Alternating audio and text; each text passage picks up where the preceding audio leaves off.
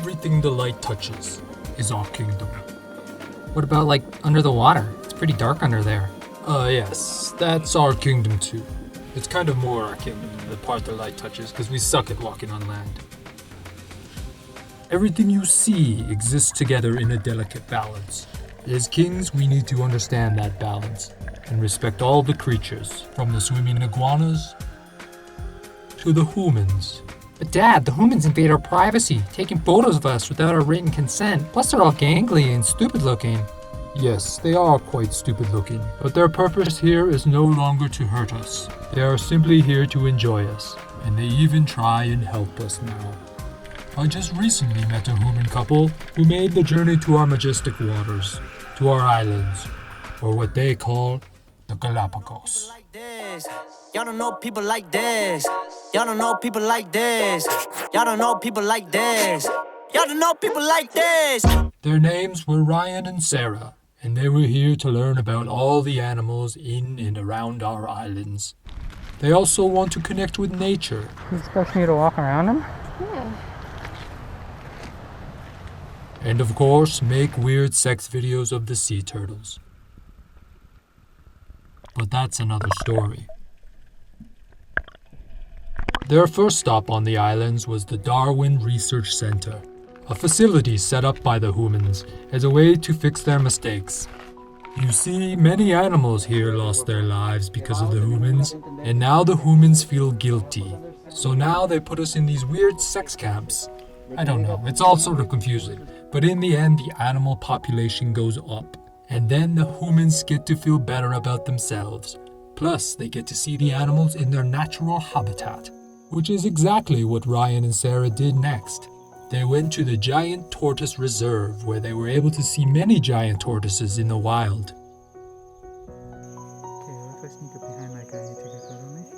And they even took photos of them, posting the photos on Instagram, a thing created to help Hoomans more easily brag to their friends.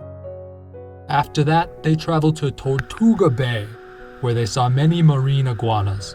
They prize this type of iguana because it's the only one in the world that feeds on algae in the sea.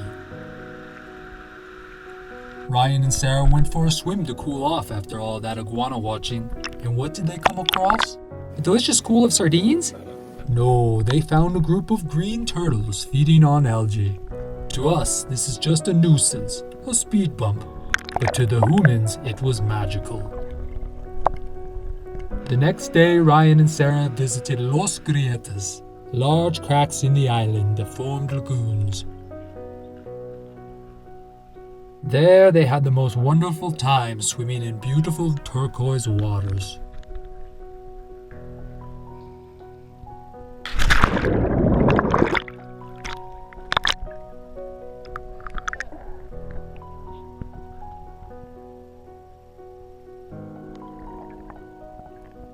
Dad, where do the Hoomans sleep? What do they eat? Most of the Hoomans stay in a town called Puerto Ayora. It has the largest population of Hoomans on the Galapagos Islands. There they can sleep in beds and go to restaurants where they actually cook the fish before they eat it. You know Aunt Kelly? The aunt that we're not supposed to talk about? Yes. She sometimes goes to Puerto Ayora to try and get an easy meal at one of the Hooman fish markets. She trades alluring photos of herself in exchange for free fish. It brings much shame to our family. But the Hoomans that really want to get close to the wildlife of the Galapagos, they leave Puerto Ayora and take a boat to the uninhabited islands. Ryan and Sara took a 3-night cruise where they ate more fish, this time not cooked, and they lounged in the sun as the boat took them fast across the waters, and at a safe distance from their predators.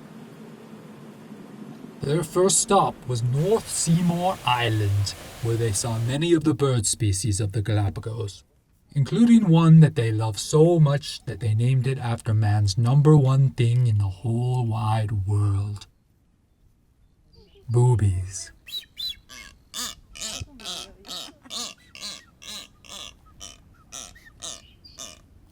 Humans love to watch the blue-footed boobies do their mating dance. They also love to laugh at the frigates as they puff out their chest in an attempt to get a piece of female frigate ass. Sí, y muchas veces ellos lo que hacen es ocupar nidos que ya han sido abandonados. Back on the boat, the humans practice their own mating rituals.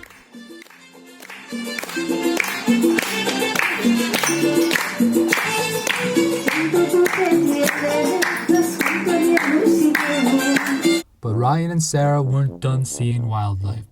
No, far from it. The next day, they equipped themselves with the feet of our species and got into the great blue waters of the Galapagos. They saw many beautiful fish.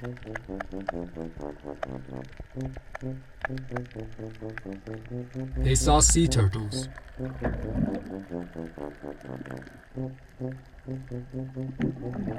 They even saw sharks, and Ryan didn't pee in his wetsuit, not even a little squirt. But the highlight of their snorkeling is almost certainly when they ran into me and Carl.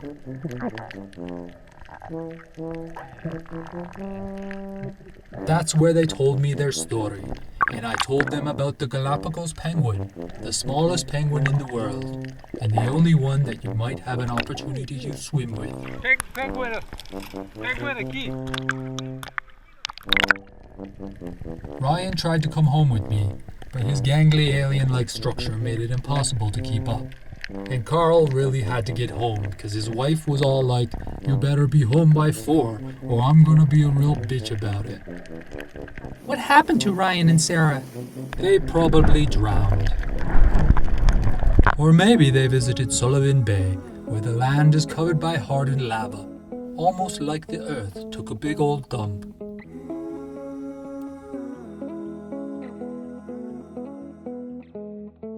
Whatever did happen to Ryan and Sara, I'm sure they had an amazing time in the Galapagos. And whether it was through death or on an airplane, I'm sure they left the islands with a greater knowledge of the earth and feeling more connected to nature.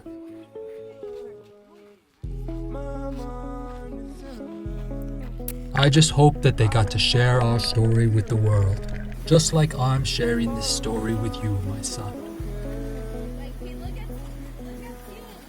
Now let's get the fuck out of here before that boat gets here. Prefer when I'm by myself. I don't wanna hang around y'all. Pray for good health. One day I'm gonna go mall. Fuck around and buy the whole mall. Breaking that cake. Flexing 700 in the bank. Not a superhero, I don't save. Look at my face. Look at my grades. Don't match up, no love. Look at date.